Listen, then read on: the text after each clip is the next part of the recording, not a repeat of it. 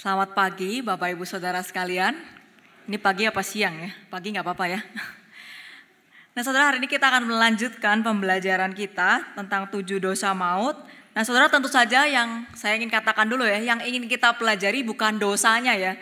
Jadi waktu kami para hamba Tuhan menyampaikan tentang 7 dosa maut, kemarahan, kemalasan, iri hati, kita bukan belajar tentang dosanya. Bukan hanya belajar apa aja yang ada di dalam iri hati. Tapi kami ingin saudara-saudara dan juga kami para hamba Tuhan belajar untuk kita bisa melihat hati kita masing-masing. Apakah ada dosa-dosa maut itu yang ada bercokol di dalam hati kita. Karena itu kita minta Roh Kudus untuk masing-masing boleh berbicara dalam setiap hati kita. Nah saudara, kalau kita bicara soal kemarahan, ada satu icon yang sangat terkenal yang biasanya dipakai untuk menggambarkan tentang kemarahan. Nah ini dia saudara ya. Ini dari zaman saya masih kecil, saya ingat nih, sampai sekarang sudah berganti pemeran, rasanya pahlawan ini semua orang kenal ya. Ini adalah Hulk gitu ya, sosok pahlawan, waktu itu dia bertubuh besar, hijau gitu ya, kuat gitu. Nah dia kekuatannya ada di tangannya, karena dia besar, dia bisa lempar barang, bisa tendang orang, pukul orang gitu ya. Nah saudara, Hulk ini yang diperankan oleh yang dinamakan oleh Dr. Bruce Banner di dalam filmnya, itu terpapar sinar radiasi, kemudian menjadikan dia dari manusia biasa bisa jadi sosok yang besar dan kuat kalau tekanan darahnya naik, kalau jantungnya berpacu dengan cepat. Nah itu kapan saudara? Waktu marah salah satunya ya. Waktu kaget juga jantungnya berdetak dengan cepat sih. Tapi ini terkhusus waktu marah saudara. Si Bruce Banner ini dari orang biasa, kulit putih begitu ya, tiba-tiba langsung bisa berubah jadi makhluk yang besar dan berwarna hijau. Dan orang-orang di sekitarnya harus siap-siap gitu ya, melindungi diri. Supaya apa? Supaya tidak terkena amarahnya, tidak terkena lemparan dari amarahnya ini.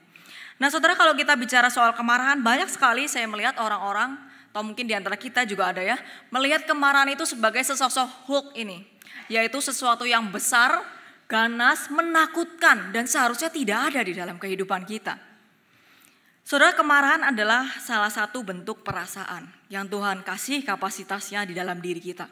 Sama seperti perasaan senang dan perasaan sedih, marah itu punya tempatnya. Jadi kalau tadi kita menyanyikan ya, biarku menjadi ciptaan baru, bebas dari semua yang jahat. Kalau kemarahan itu kita anggap sebagai sesuatu yang jahat, maka perasaan senang dan sedih seharusnya juga tidak boleh ada dalam kehidupan kita.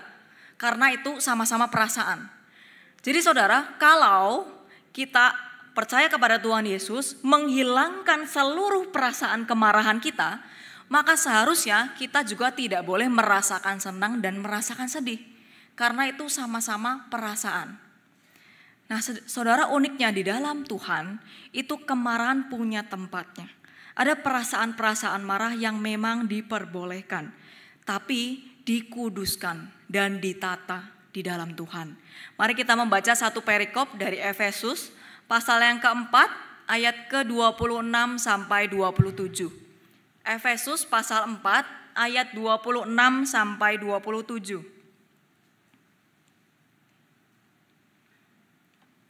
Efesus pasal 4, ayat 26 sampai 27.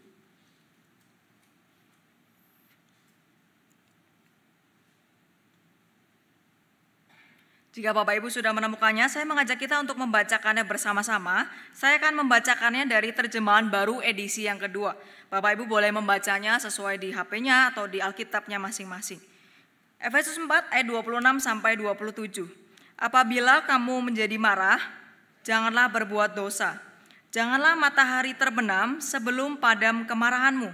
Dan janganlah beri kesempatan kepada iblis. Nah saudara-saudara, menarik sekali kata apabila kamu menjadi marah. Kalau di bahasa Indonesia kayak sopan begitu ya. Mungkin ini yang menerjemahkan orang Jawa. Monggo kalau misalnya mau marah begitu ya. Silakan, punten dulu sebelum marah begitu ya. Nah tapi dalam bahasa aslinya itu bukan begitu. Bahasa aslinya bilang gini, marahlah katanya, be angry. Waduh saudara, kita disuruh untuk marah saudara ya.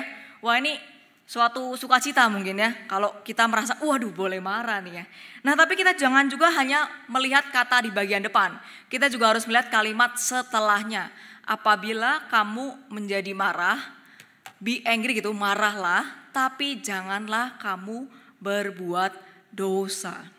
Nah, saudara, Paulus memberikan gambaran yang sangat baik kepada kita, yaitu bahwa kemarahan itu sangat dekat dengan dosa, saudara. Jadi kemarahan itu ibarat kita ini berdiri di pinggir jurang. Kalau kita tidak hati-hati, kita ini gampang sekali untuk jatuh, gampang sekali tergelincir di dalam kemarahan kita.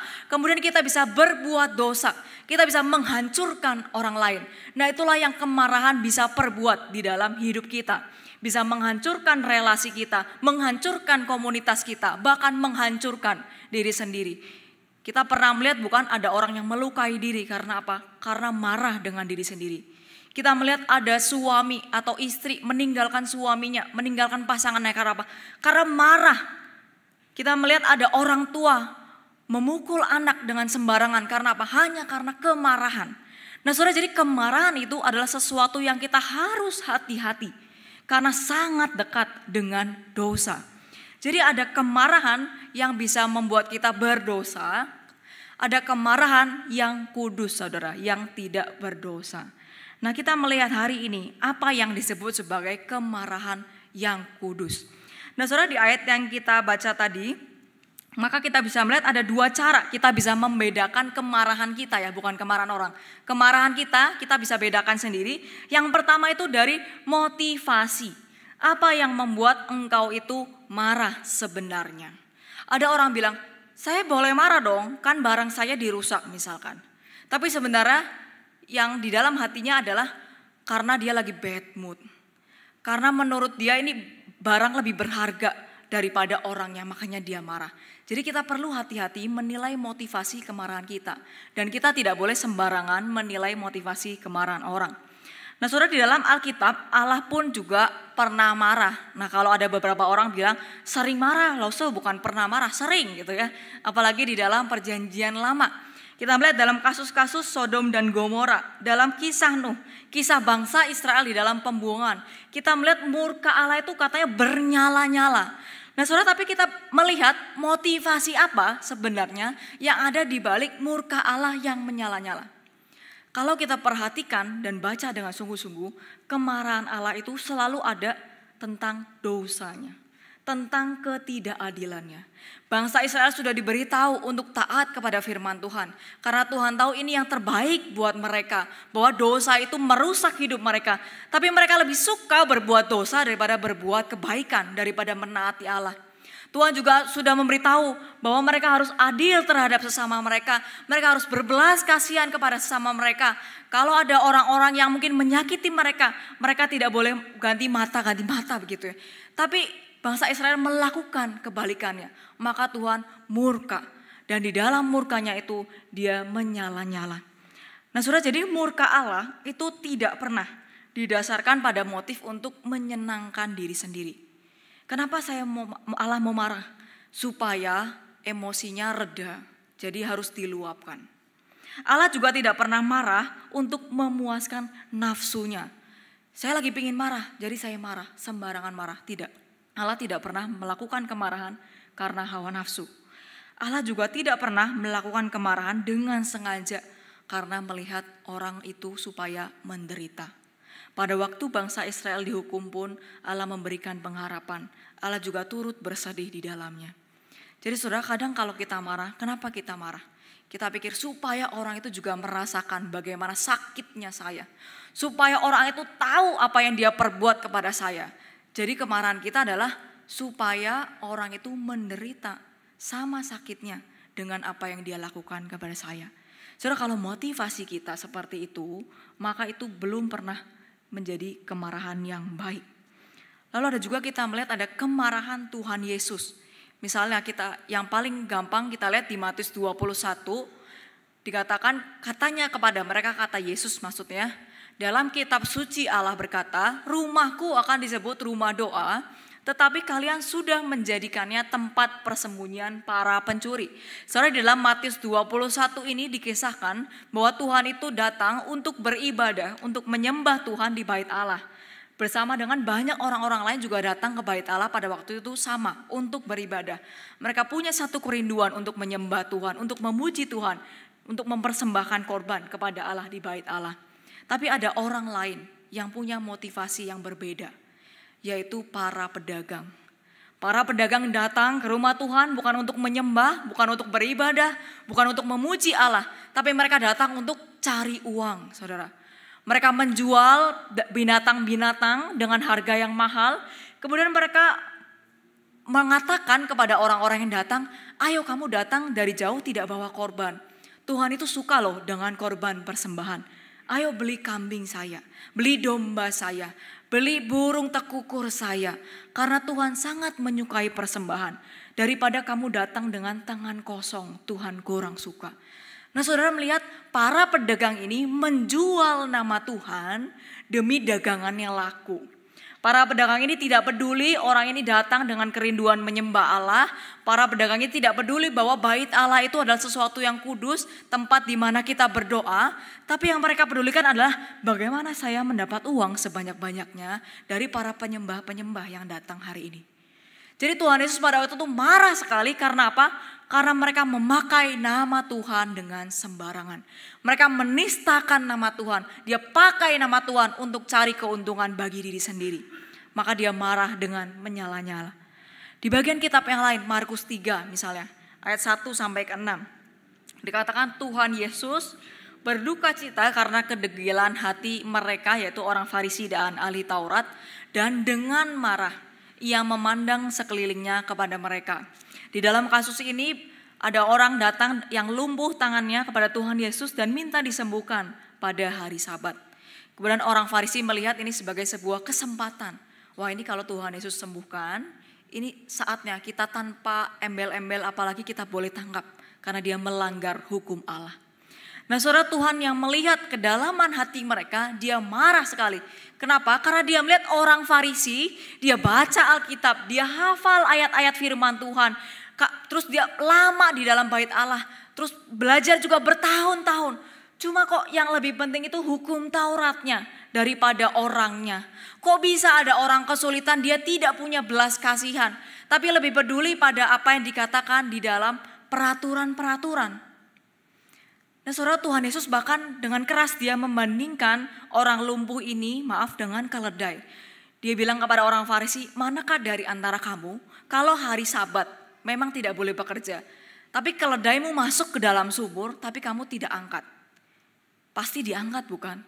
Nah, Tuhan ini mau bilang kepada orang Farisi, keledaimu aja kamu angkat kalau dia jatuh. Tapi orang, manusia, kalau dia sakit, kamu tidak rela sembuhkan. Orang Farisi ini melihat manusia itu lebih rendah daripada binatang. Binatang itu boleh diselamatkan, tapi manusia tidak boleh diselamatkan pada hari Sabat. Nah, saudara, karena itulah Tuhan Yesus layak sekali untuk marah. Karena apa? Karena dia melihat ada dosa, ada ketidakbenaran, ada ketidakadilan, ketiadaan kasih di antara mereka. Maka Tuhan itu marah. Nah, saudara, akan lebih mengerikan lagi bagi setiap kita orang Kristen, ya saudara, kalau kita menemukan firman Tuhan itu diajar dengan tidak benar.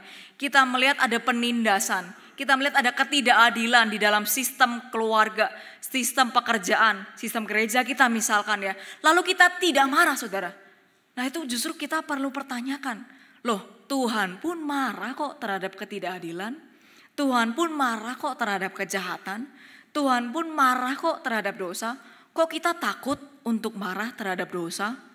Kok kita memilih diam saja ketika ada ketidakadilan? Jadi kita meniru siapa? Saudara, kalau Martin Luther pada waktu sebelum reformasi, dia tidak marah terhadap penjualan surat indulgensia.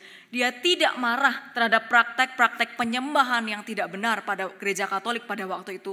Maka mungkin kita sampai sekarang masih ada di dalam zaman ikut pengajaran-pengajaran yang sesat.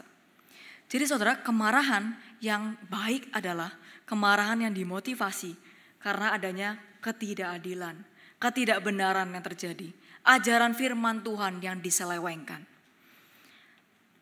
Saudara, di Amerika ada sebuah website, itu berjudul websitenya Mothers Against Drunk Driving atau MADD. Nah, saudara boleh kalau nanti pulang lihat cari di Google juga masih ada gitu ya, bisa dibuka websitenya. Mothers Against Drunk Driving. Website ini didirikan oleh seorang ibu, yaitu bernama Candy Lightner, yang anaknya meninggal karena kecelakaan ditabrak oleh supir truk yang mabuk. Nah saudara, di Amerika itu banyak sekali kasus di mana anak itu meninggal ditabrak supir yang mabuk, tapi hukumannya itu ringan sekali. Jadi dia datang ke pengadilan, dendanya sangat sedikit, tidak dipenjara, tidak dapat hukuman lain, cuma diambil SIM-nya. Kemudian nanti untuk beberapa bulan nanti SIM-nya dikembalikan, mereka boleh menyetir kembali. Nah saudara, si Candy Lightner ini adalah salah satu korban dan dia punya kemarahan yang besar gitu ya terhadap pengadilan Amerika karena melihat bagaimana mungkin nyawa anak saya itu harganya ditukar dengan denda yang sangat kecil. Bahkan orangnya sekarang boleh berkeliaran menyetir kembali. Bagaimana kalau nanti si supir truk itu mabuk lagi terus dia nabrak orang yang lain. Kemudian dia pikir pasti nanti ada banyak ibu-ibu yang bernasib seperti saya. Maka dia pertama-tama mendirikan sebuah perkumpulan MADD ini. Mengumpulkan apa? Para ibu-ibu yang punya pengalaman yang sama. Yang anaknya ditabrak oleh supir yang mabuk. Selain mengumpulkan massa, dia juga membuat website. Dia juga mengumpulkan donasi. Dia juga membuat kelompok-kelompok kecil saudara. Untuk apa? Sebagai tempat di mana para ibu-ibu ini boleh berduka. Nah saudara yang menjadi seorang ibu yang punya anak. Saudara pasti tahu ya perasaannya. Bagaimana kalau anak kita meninggalkan kita terlebih dahulu. Kalau misalkan kita bilang sesuai urutan usia saudara ya terpanggilnya, maka harusnya kita dulu mungkin ya yang lebih berusia. Tapi bayangkan bagaimana kalau anak kita meninggalkan kita terlebih dulu. Bahkan dengan cara yang kurang adil, kurang benar. Kita sebagai ibu-ibu pasti sangat marah. Nah saudara, di dalam kemarahannya inilah si Candy Lightner kemudian berhasil menolong banyak orang sampai hari ini. Dia juga memberikan seminar-seminar betapa pentingnya menyetir dengan sadar gitu ya, tidak drunk. Karena ada ibu-ibu di rumah yang menunggu anaknya pulang dengan cemas. Nah kita melihat saudara bahwa kemarahan dia di sini menjadi pendorong yang kuat. Dia mengambil langkah yang baik. Jadi kemarahan itu bisa menjadi pendorong yang kuat untuk kita mengambil langkah yang penuh kasih. Untuk memerangi kejahatan dan membetulkan keadilan jika digunakan dengan tepat. Nah saudara, kalau kita balik pertanyaan tentang kemarahan ini kepada diri kita. Apa ya yang sering sekali membuat kita itu marah? Apa motivasi kemarahan kita? Kita bilang, oh saya kan diperlakukan tidak adil, jadi saya boleh dong marah. Ya kita berjuang untuk keadilan diri sendiri. Kita berjuang untuk kebenaran keluarga kita sendiri. Kalau anak kita dibully kita marah, tapi kalau anak orang lain dibully kita tidak marah. Kenapa? Karena itu bukan anak saya. Itu bukan keluarga saya. Keluarga saya, keluarga saya. Keluarga kamu, keluarga kamu. Kalau kita diperlakukan dengan tidak adil orang-orang. Kita mungkin dianggap rendah, diperlakukan dengan tidak benar dengan orang lain. Kita merasa kok dia tidak sopan ya dengan saya. Kemudian kita marah. Kita bilang apa? Supaya orang itu nanti sopan juga kepada orang lain. Orang itu perlu belajar sopan santun. Kemudian kita marah. Tapi kalau rekan kita yang diperlakukan dengan tidak adil, diperlakukan dengan sembarangan, saya tanya saudara, apakah kita juga marah dengan kemarahan yang sama? Dengan intensitas yang sama? Sama seperti kita sendiri yang terkena ketidakadilan. Sama seperti kita sendiri terkena kejahatan. Saudara jujur, pasti jawabannya adalah tidak. Kita sering kali marah, yang kita cari adalah kenyamanan kita. Karena saya harus dapat hak saya. Karena saya harus dapat perlakuan yang sewajarnya saya dapatkan dari orang itu. Karena saya harusnya dapat bagian saya, tapi saya nggak dapat, maka saya marah. Nah saudara, waktu kita mau marah, kita perlu pikir-pikir dengan betul. Apakah ada dosa atau sesuatu yang salah yang terlibat di dalamnya, maka kita marah. Ataukah kita marah karena kita merasa sedikit tidak nyaman. Karena kita putus asa, capek begitu yang ngomong berkali-kali tidak dengar. Kalau dibilangi tidak bisa, maka kita marah. Kita pakai kemarahan kita untuk mengendalikan orang. Kemudian kita mau pakai cara A, orang lain tidak setuju. Maka kita pakai kemarahan kita. Supaya apa? Supaya orang memakai cara yang kita inginkan. Nah saudara, kalau di dalam kemarahan kita tidak ada dosa. atau sesuatu yang salah, maka itu bukan sesuatu kemarahan yang bisa dibenarkan, yang kudus dalam tanda kutip ya. Lalu kita tanya, apa yang sebenarnya ingin saya dapatkan dari kemarahan ini? Waktu saya ini mau marah, saya pengen apa sebetulnya? Saya pengen dia mendengarkan saya. Saya pengen dia memperhatikan saya. Apakah harus dengan cara marah? Kemudian kita juga perlu lihat apa efek kemarahan kita, saudara ya.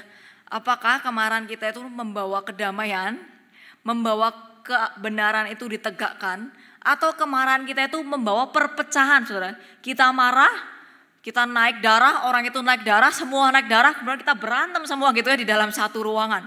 Nah saudara, maka kita perlu hati-hati ya di dalam kemarahan, walaupun sepertinya kecil gitu ya. Saudara, beberapa kali saya menemukan gitu ada orang-orang, ada kita mungkin ya merasa, saya kan tidak membunuh. Kalau ditanya ya, dosa itu apa? Membunuh, mencuri gitu ya kita bilang. Kemudian kita bilang, saya kan tidak membunuh, saya tidak mencuri. Dosa saya nggak besar-besar amat begitu ya. Nah saudara, hati-hati, ada dosa yang tampaknya kecil, tapi bisa membawa perpecahan di dalam komunitas kita, yaitu kemarahan. Jadi saudara, sebelum saudara marah, silakan tanya 3 pertanyaan ini. Nah kalau saudara menjawab pertanyaan 3 ini dengan benar, oke, memang ada dosa, ada ketidakadilan, ketidakbenaran yang harus ditegakkan di dalamnya. Sesuatu yang ingin saya dapatkan sama gitu ya dengan kehendak Allah. Kemarahan saya nanti membawa keadilan. Oke, kita menjawab dengan benar. Tapi motivasi kemarahan itu harus juga diikuti dengan respons kemarahan yang tepat. Motivasi yang baik, tapi cara marah yang tidak baik juga tidak menjadi kemarahan yang kudus. Saudara, Paulus memberikan kita cara untuk kita tahu bagaimana kita mengerti kemarahan itu kemarahan yang baik. Katanya di ayat ke-26, jangan matahari terbenam sebelum padam amarahmu. Kemudian di ayat ke-27, jangan beri kesempatan kepada iblis. Jadi kemarahan yang kudus itu adalah kemarahan yang sebentar, saudara ya, berita gampangnya. Jadi kita nggak ambil secara literal gitu ya, matahari terbenam lah. Kalau marahnya jam 8 malam, terbenamnya kapan gitu ya? Sudah terbenam. Apa besok jam 5 sore baru selesai gitu? Enggak ya, kita ambil jangan literal. Jadi Paulus ini mau mengatakan dengan gampangnya begini, kalau kamu marah sebentar aja, jangan lama-lama, dia bilang begitu ya. Nah kenapa marahnya harus cuma sebentar saudara? Karena ada sesuatu yang gawat kalau kita marah itu terlalu lama. Katanya di ayat ke-27, karena kita akan memberi kesempatan kepada iblis. Nah saudara, kata memberi kesempatan di sini itu dalam bahasa aslinya itu pijakan atau menyediakan ruangan, menyediakan tempat. Nah saya rasa ini penggambaran yang sangat baik ya yang diberikan oleh Paulus. Jadi katanya kalau kita marah dan marahnya itu lama, itu kita seperti sedang membuka pintu hati kita. Kemudian kita berikan ruangan kamar yang nyaman. Untuk siapa? Untuk iblis bercokol di hati kita. Dan iblis tidak keluar karena apa? Kemarahan itu tidak diselesaikan. Saudara, ada seorang penulis yang berkata bahwa hal yang lebih berbahaya daripada kemarahan yang dikeluarkan adalah kemarahan yang dipendam, diberi makan, dan diayomi. Saudara, kadang kita takut ya dengan kemarahan yang meledak-ledak. Kita bisa memarahi orang dengan sembarangan. Kita banting barang gitu misalkan. Itu berbahaya. Tapi ada juga bahaya yang lain, yaitu yang dipendam. Diam-diam diberi makan. Diam-diam diayomi.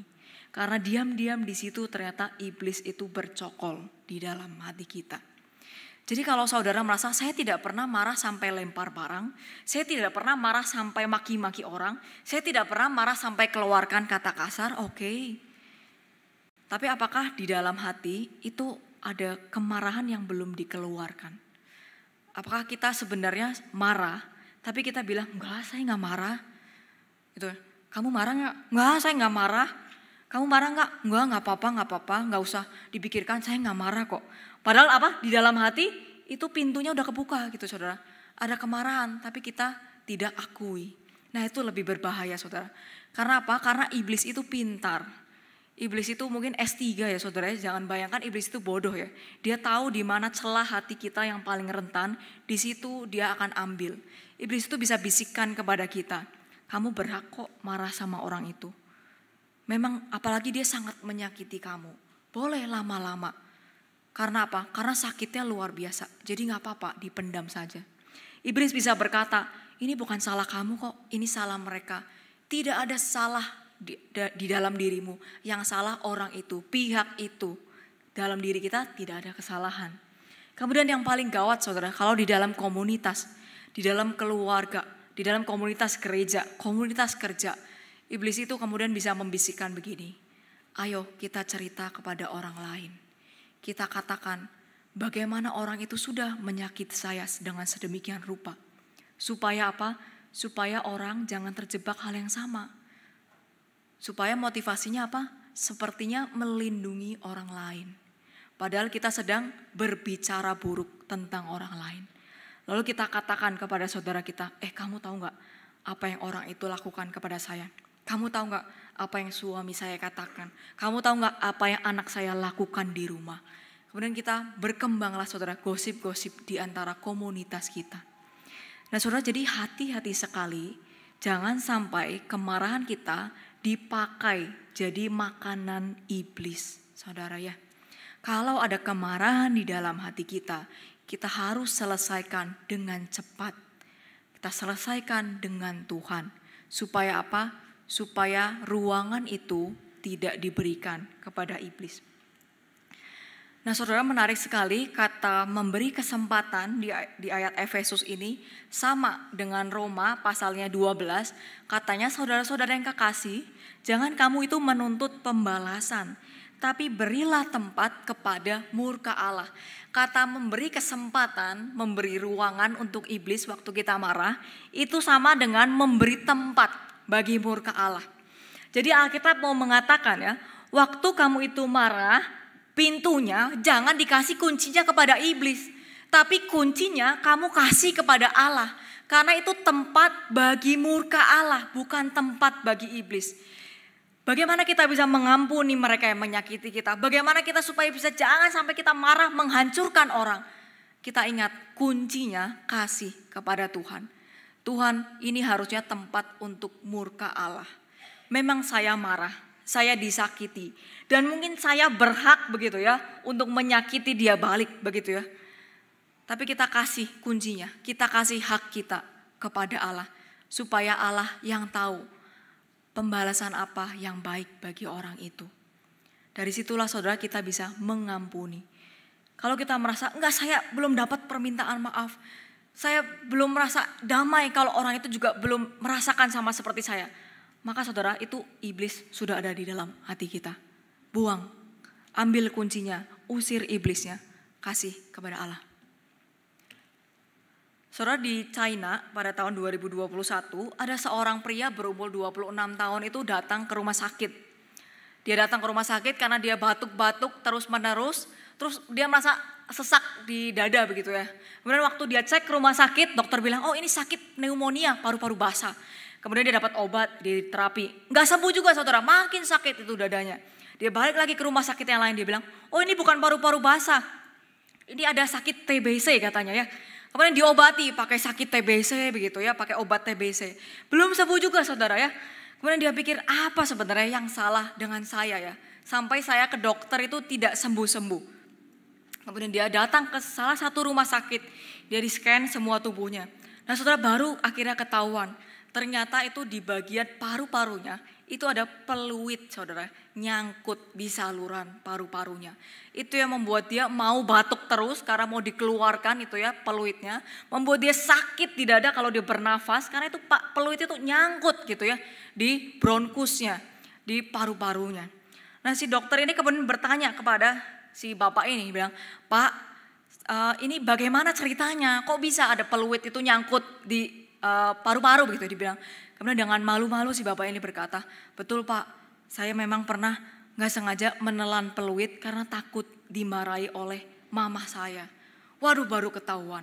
Terus dokter ini tanya lagi, kapan itu kamu telannya? Waktu saya usia 6 tahun. Saudara, dia datang ke dokter umur berapa? 26. Dia telan peluitnya umur berapa? 6 tahun. Saudara, 20 tahun dia itu hidup dengan peluit itu bercokol di paru-paru dia. Pada awalnya dia gak sadar, sampai akhirnya dia sakit luar biasa, batuk-batuk, sesak nafas, baru akhirnya dia sadar. Ternyata ada peluit itu belum sempat dikeluarkan waktu dia masih kecil. Saudara, ini penggambaran yang baik soal kemarahan saya kira ya. Kalau kemarahan itu seperti peluit ya, kecil saudara ya, kita telan, bercokol di hati kita. Sepertinya tidak masalah, oh cuma sedikit negatif thinking kok.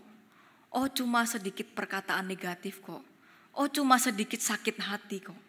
Nah saudara ingat-ingat, itu bercokol sekarang bertahun-tahun gitu ya saudara.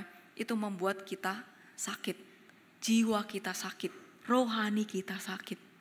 Kalau kepahitan itu kita simpan, dendam itu kita simpan, kemarahan kita simpan.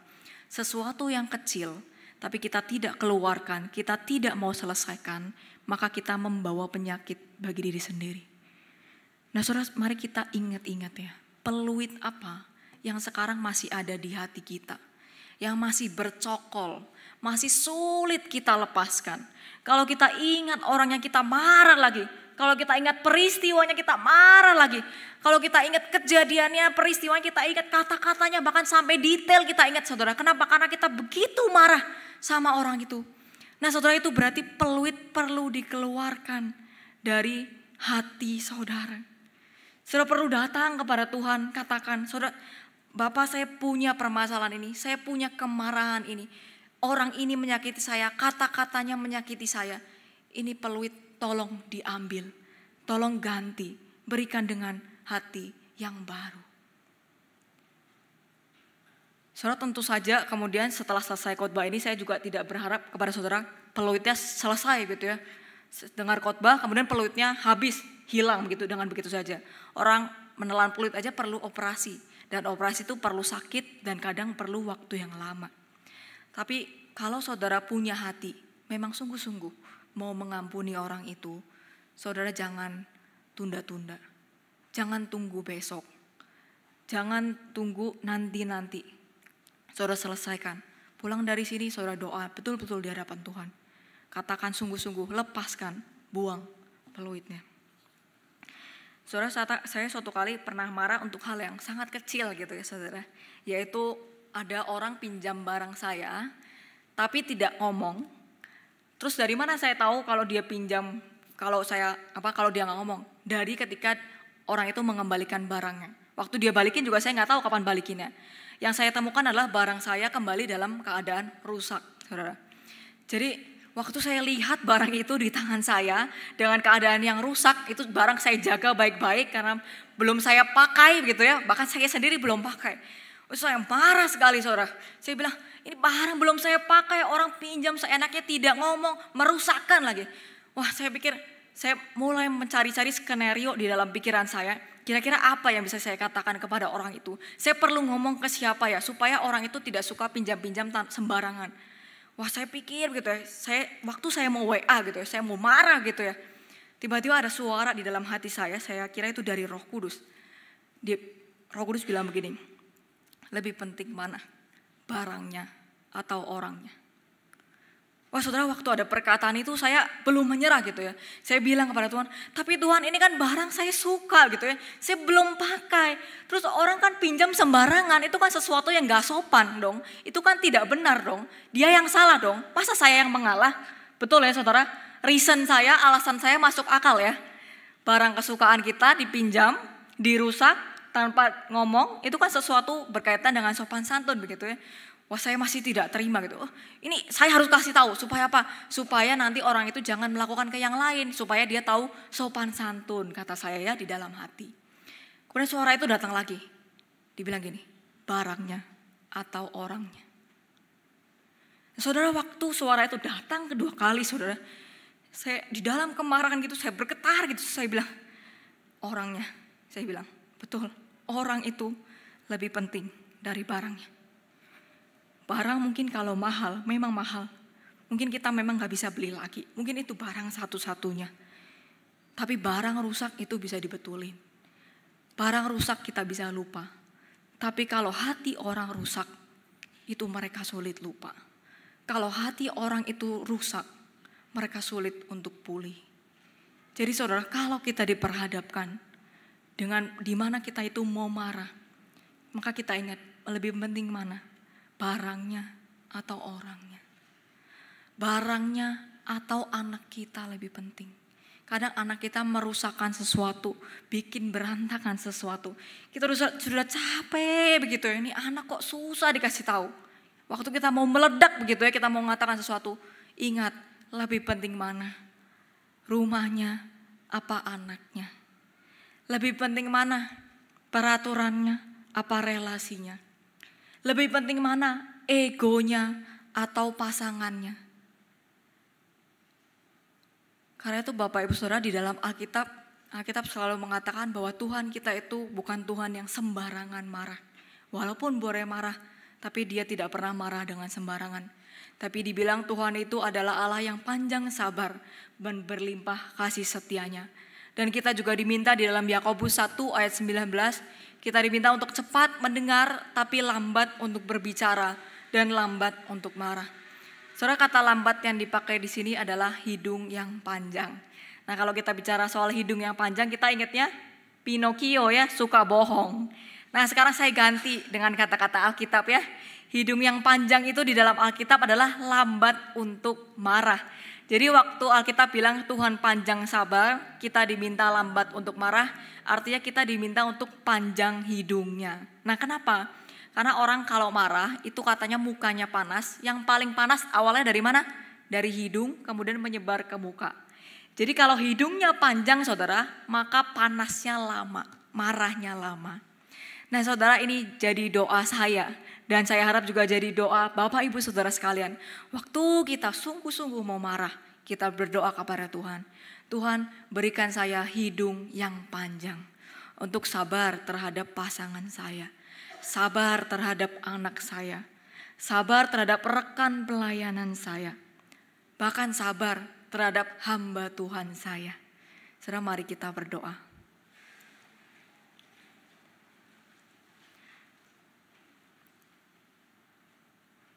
Tuhan, Engkau melihat hati kami, kalau ada di antara kami pada pagi hari ini masih punya kepahitan yang kami simpan, amarah, dendam, yang orang lain tidak tahu, yang kami pun merasa itu bukan sesuatu yang besar. Tapi hari ini di hadapan Tuhan kami meminta ampun, karena kami memberi ruangan kepada iblis untuk bercokol di dalam hati kami. Bantu kami Tuhan untuk melepaskan kemarahan-kemarahan kami. Berikan roh penuh damai, sukacita untuk kami boleh mengampuni sesama kami. Terkhusus di dalam kehidupan kami sebagai orang Kristen, berikan kami hidung yang panjang untuk sabar terhadap rekan-rekan kami. Terima kasih, di dalam nama Tuhan Yesus kami sudah berdoa dan bersyukur. Amin.